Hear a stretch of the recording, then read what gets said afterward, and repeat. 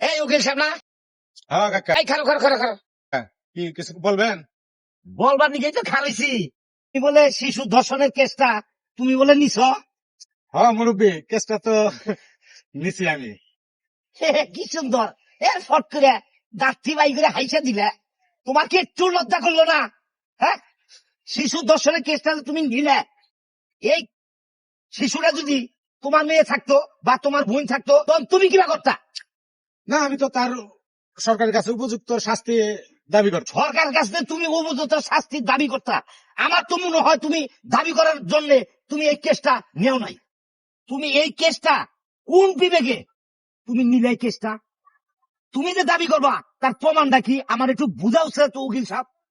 সন্ধ্যার নিকে তোমার আমি ধরছি। তোমাদের মতো উকিলের কারণে পয়সা খাইয়ে তাদের খালাস করে দাও। এর জন্য ধর্ষণকারী নির্যাতনকারী আরো বাংলাদেশে বেশি হইতেছে। দেশে কোনো বিচার আচার নাই। এইরকম উকিল তোমরা হইছ, বদমাইশ উকিল।